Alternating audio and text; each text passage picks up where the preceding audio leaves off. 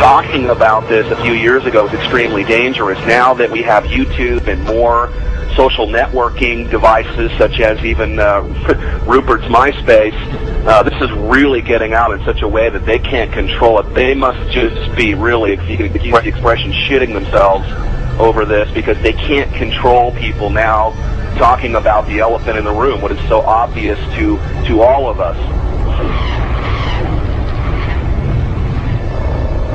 There's a feeling from that area that the state doing all of these weather modification programs might not be doing it for the benefit of the citizens of Texas and other states that they may impact as well. Well, many of the planes that we're seeing here in Abilene will actually turn whatever they're spraying on and off right before our eyes. I mean, you'll see a plane up there flying like normal.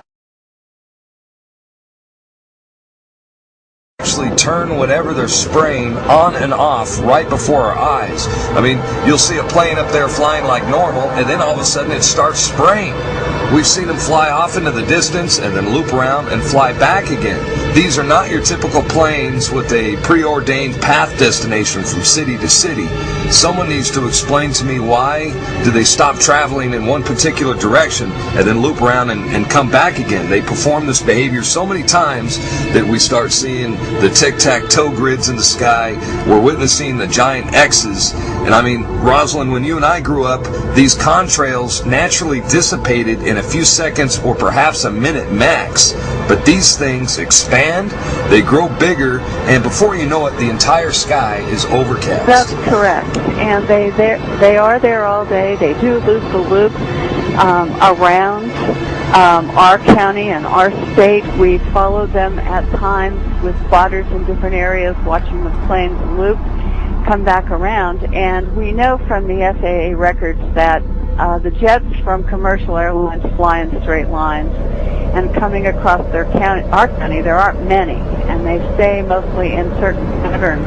The jets that we see leaving the persistent jet contrails move in directions that normal jets wouldn't fly because it would use too much fuel and put them off schedule. And the jets that we see here do loops. We've got pictures of them looping the same X's and crosshatches. But I believe that some of that, not only are they looking for keeping something in the air almost all the time, but we feel that some of the markings are to mark the start and stop areas for their programs so that they can watch their experiments either from satellite or the ground.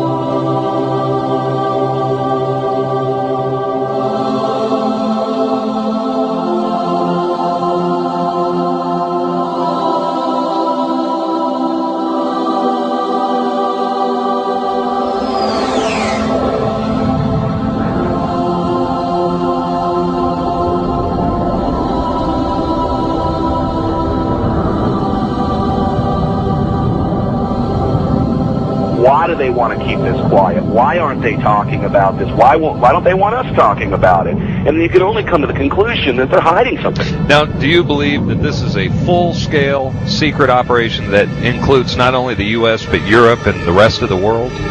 Well, that's apparent because you can see the pictures from all over the world, and I get them constantly. Some areas are worse than others. The excuse for this is, number one, weather modification, number two, to save us from global warming, and number three, to save us from the terrorists.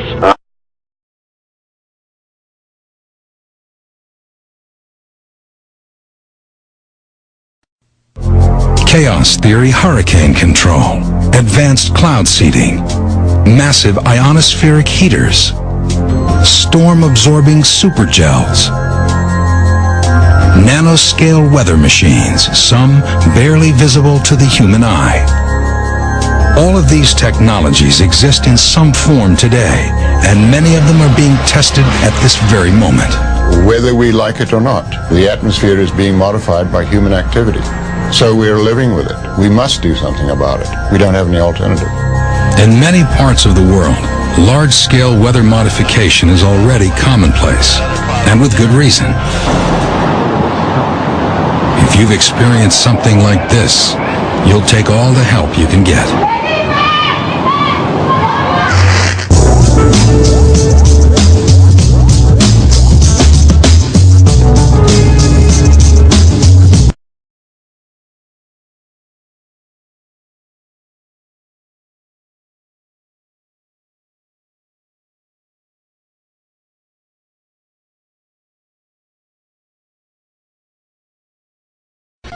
The aircraft at the upper portion of the screen is leaving a normal contrail, and it vanishes as any trail of water vapor is expected to. But beneath it you see an aircraft emission that is stationary, thick, continuous, and persistent, and it must eventually be concluded that it is not primarily water vapor. The environmental conditions for each trail are not exceptionally different from one another, and yet the result and impact from each trail is entirely different. HR 2977, an actual federal document, an actual federal bill admitting that they're spraying chemical and biological weapons on us through the use of something called chemical trails that they're adding to jet fuel, especially in military aircraft. The reaction of the Native American community to what is occurring. One of the medicine people that's a friend said to me, "You know, it's been prophesized. We call it the death winds. We always thought that it would be nuclear fallout, but maybe this is the death winds."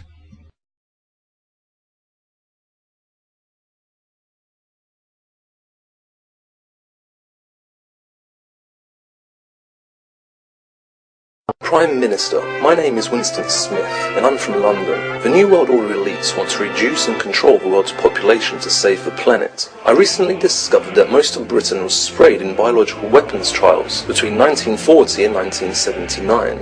Are the chemtrails being sprayed over Britain at the moment a continuation of these experiments, or are they part of the New World Order's population reduction plan, as they are now being reported all over the planet? Chemtrails to wear down a person's immune system.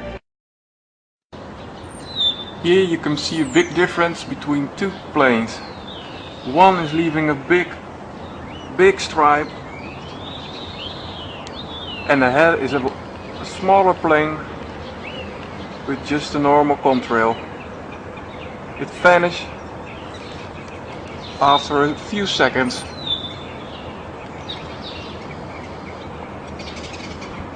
No chemicals or whatsoever. And then it's followed by this plane at the same height with a completely other trail, a chemtrail.